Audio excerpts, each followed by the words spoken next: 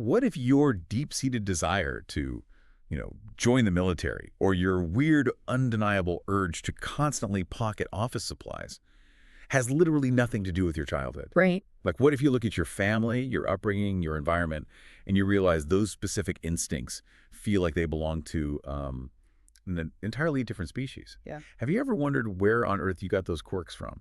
It is a universally unsettling feeling when you actually stop and analyze it, Mhm. because we all harbor these fragmented parts of our personality that just don't map onto our lived experiences. Yeah, totally. Usually, we frantically search for some earthly explanation, right? We Right. blame hidden environmental factors, or we assume it's just, some random genetic lottery playing out in our brains. Well, okay, let's unpack this.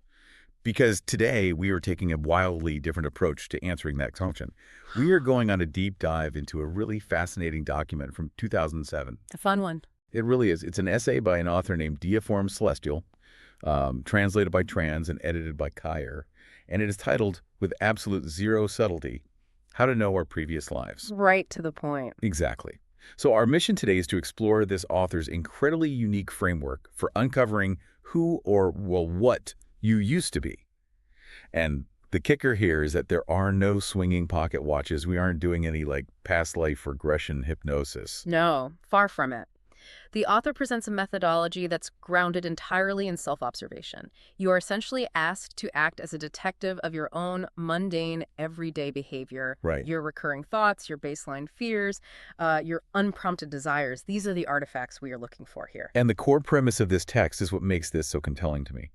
The author argues right out of the gate that the universe is holographic, and therefore, human life is holographic. Yeah. I was trying to wrap my head around that, and it made me think of junk DNA. You know how we have all this genetic code that seems inactive, but it actually carries the entire evolutionary history of our species. That is a brilliant way to conceptualize it, honestly. Because in a holographic system, every single microscopic part contains the information of the entire whole. Right, the whole picture. Exactly. The author calls this the life information base. Think of it as an encrypted archive humming in the background of your consciousness. Like a hidden hard drive? Yeah, a hidden hard drive that contains the data from all ages, all the generations, and all the diverse journeys your specific life force has ever taken before waking up in the body you have today. But if it's an archive, it's a leaky one. Because the whole point of a holographic universe is that this data can't stay buried, right? It bleeds through into our current reality. It does. It reveals itself in these momentary flashes. Like you might have a sudden, totally out of proportion emotional reaction to authority, or maybe a recurring dream of flying, or just a bizarre dietary preference. The text argues that by capturing those specific clues, we can trace our cosmic coordinates. Which forces us to address a really foundational question here. If you look around at the people in your life, you see wildly different personalities. Some people are highly empathetic, some are violently aggressive, some are, completely detached. Right. If we are all biologically human right now, shouldn't our baseline human nature be somewhat uniform? I mean, I would assume the baseline is the same, and then society molds us differently. Yeah. But the author completely rejects that, right? There is only one kind of true human nature, but what we are actually witnessing in society are what they call quantum differences between people. They do. And the reason for these massive behavioral gaps is that we didn't all start our existence here. According to the cosmology of this text, people originate from entirely different domains within what the author maps out as a 36-dimensional space. 36 dimensions. Right. You have beings originating from the heaven world, the animal world, and various other realms, all converging right here. The author uses this incredible phrase to describe this. They say, because of these diverse origins, mankind is a rabble, and the mortal world is essentially a tenement yard for all kinds of lives. I love that imagery. It's so good. I read that and immediately pictured this massive cosmic apartment building. Everyone walking the halls looks human today. But, the guy in apartment 4B used to live in a celestial penthouse, and the woman in 3A used to live out in the wild as an apex predator. Right. And now they are forced to share a laundry room and sit through the same zoning board meetings. I mean, no wonder there's so much friction in society. It perfectly explains the friction.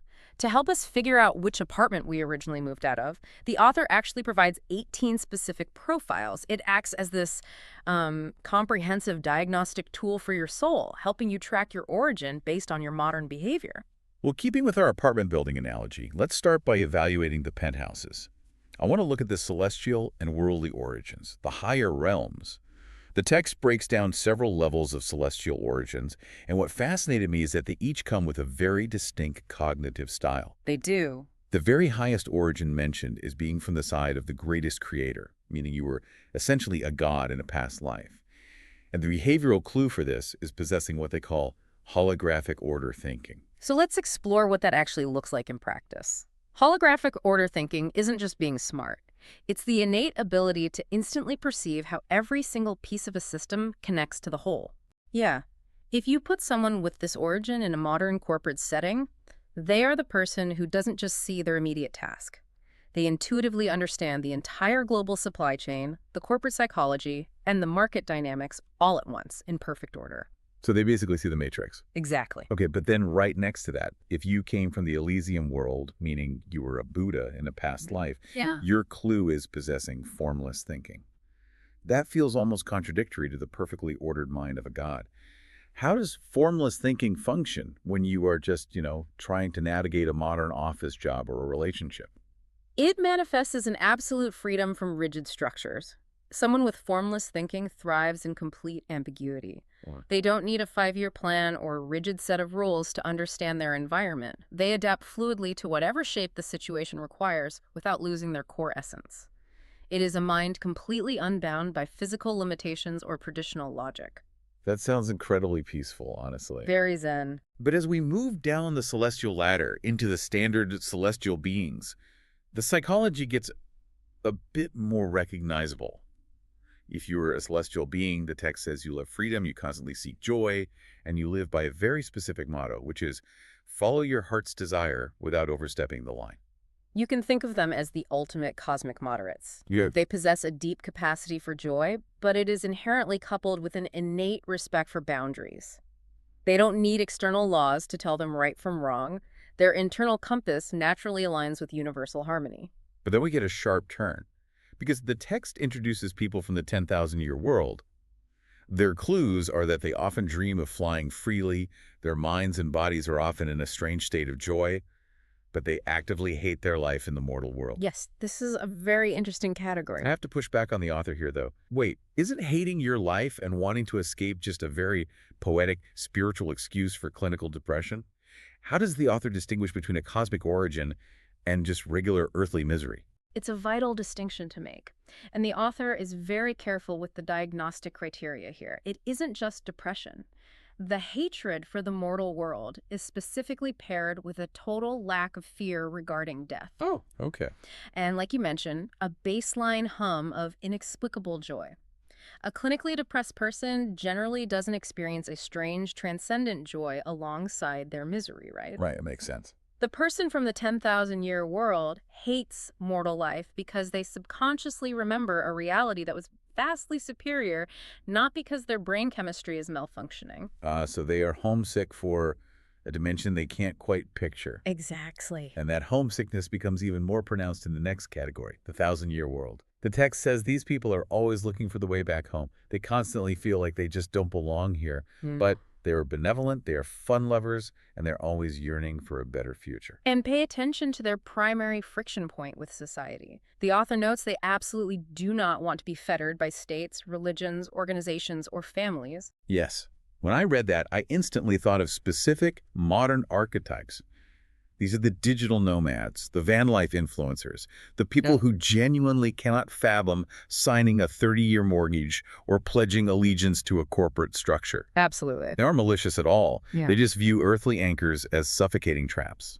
If we connect this to the bigger picture, the broader pattern the author is establishing here is fascinating. The higher or more celestial your past life was, the more profound your detachment from human institutions. Right. Family, state, organized religion, these are mechanisms designed to organize mortal survival. To a celestial being, participating in them feels deeply unnatural. Which perfectly sets up the contrast with the mortal human baseline. Because if you were a mortal human in your past life, like just a standard human coming back for another round of the tenement yard, your defining trait is that you love your nation, your culture, your family, and family life. And crucially, you think all of this is perfectly justified. For the mortal reincarnation, the institutions aren't traps. They are the entire point of existence. They embrace the mortal world because it is the only frequency they are tuned to. Oh, and before we leave the higher realms, we have to quickly mention the sages and saints. If you're super wise, gifted, and possess what the text calls taiji thinking, meaning you naturally grasp the balance of opposites, the yin and yang of any situation, you were likely an influential master or philosopher in a past life. Right. So we have mapped out the celestial detachment and the human baseline. But what if you, as a listener, are analyzing your own behavior right now and literally none of that resonates? Right, what if I'm not a Zen master? Exactly. What if you don't feel a spiritual detachment from the world, but rather a deep, primal, almost visceral immersion in physical instincts? Then we have to take the elevator down from the penthouse and step out into the wild. We're moving into the animal world reincarnations. This is where it gets very specific. It really does. This is where the text's correlations between modern human behavior and past animal lives get incredibly granular. The author maps everyday choices directly to animal classifications. It starts softly with birds. If you frequently dream of flying, but unlike the celestial beings, you still feel deeply attached to the mortal world and your family, you're a bird. And then it moves quickly into dietary habits, but it goes deeper than simply what is on your plate. The author focuses on the psychological mechanism of guilt. Right. If you love eating meat, derive genuine pleasure from it, and this is the key. You have never felt a shred of misery or empathy for the suffering of the animal that was slaughtered.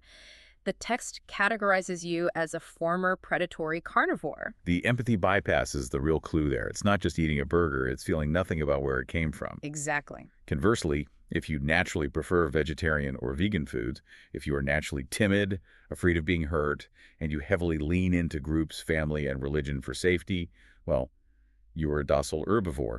You find safety in the herd. Right, the herd mentality. But here's where it gets really interesting, and I have to stop here and challenge the author's logic in the next section, because it feels like a massive leap to me.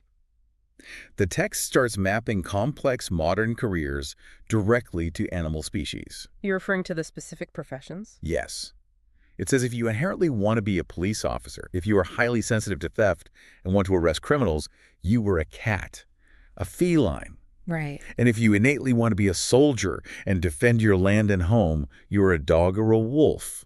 And if you naturally like to embezzle and steal, you were a mouse. I mean, come on.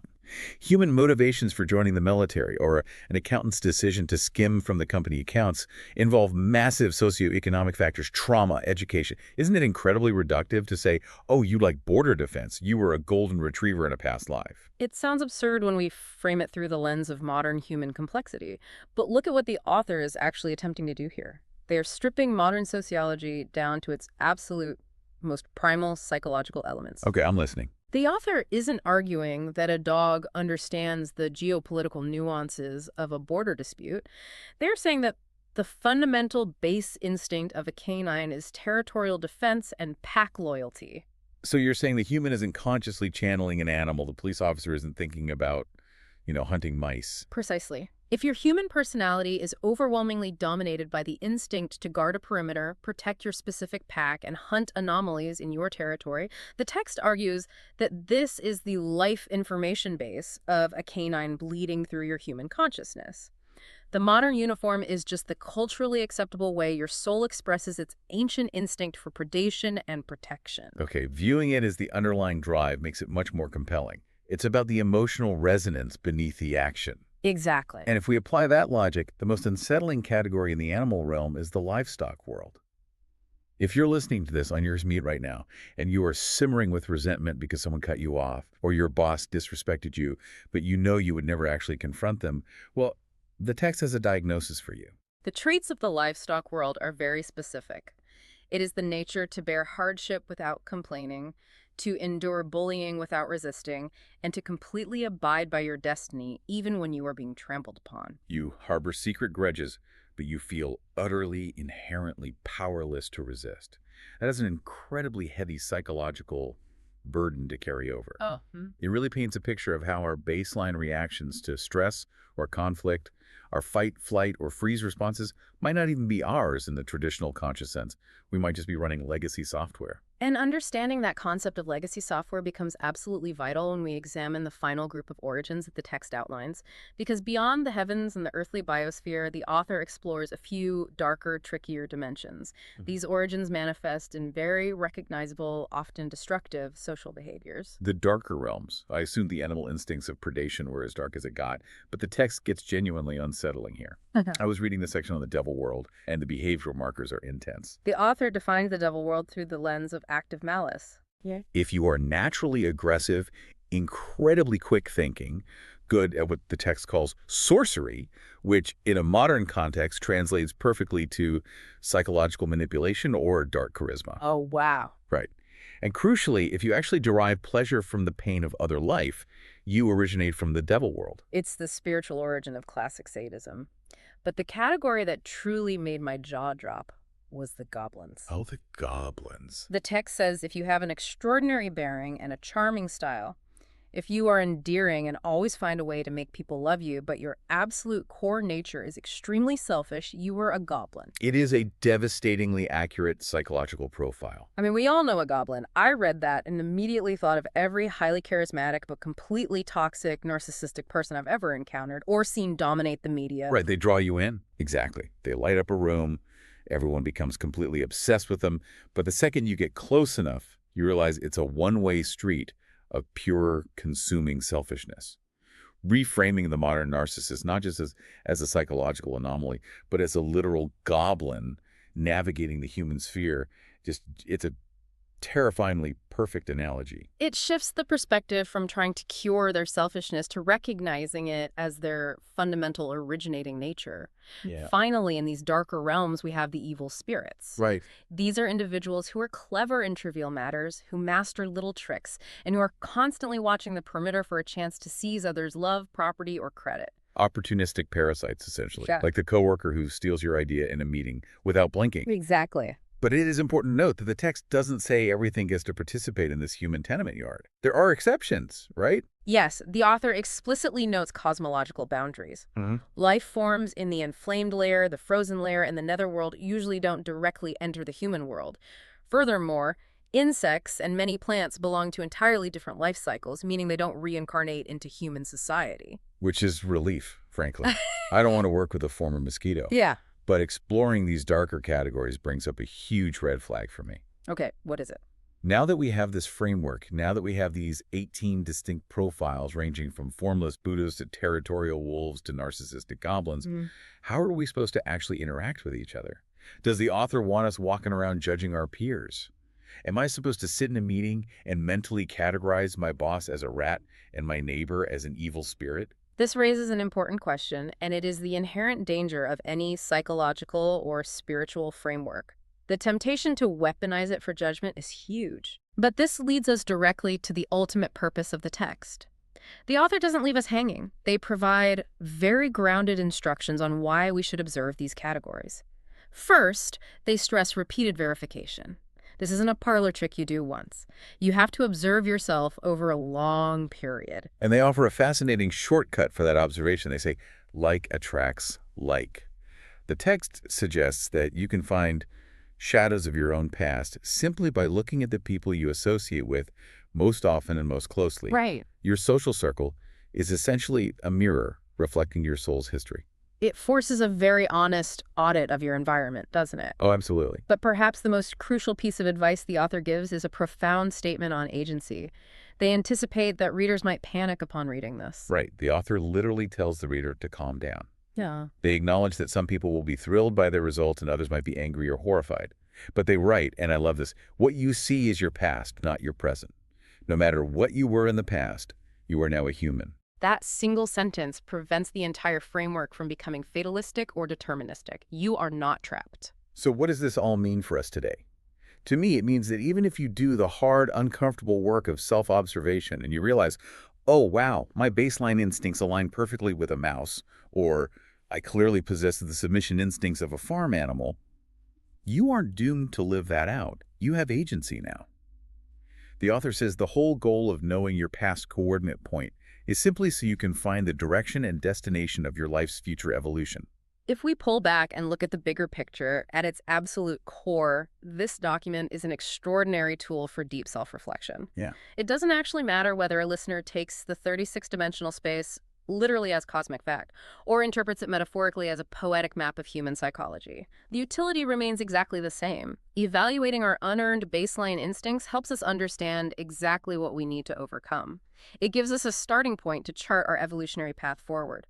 And the author has a surprisingly great sense of humor about the whole thing, too. At the very end of the text, there's this brilliant, casually thrown-in disclaimer. They essentially write that if you think this article is total nonsense, just take it as a fun game to play. And then they immediately tease a follow-up piece titled, How to Predict Your Own Afterlife. A true pragmatist, maintaining levity even when dissecting the architecture of the cosmos. Absolutely. Well, that wraps up our deep dive for today. Thank you for wandering the chaotic halls of this cosmic tenement yard with us. We've covered everything from formless gods to toxic goblins to territorial golden retrievers, all sharing the same mortal space. It's a crowded building. It really is. But before we go, I want to leave you with one final thought based on this text, something to really mull over as you go about your day. The author explicitly states that like attracts like, and that you can see your own past by looking at the people around you. So think back to that inexplicable personality quirk we talked about at the very beginning. Now look outward. If you were to honestly evaluate the 5 closest people in your life right now using these 18 categories, what kind of neighborhood are you actually living in? Until next time, keep diving deep.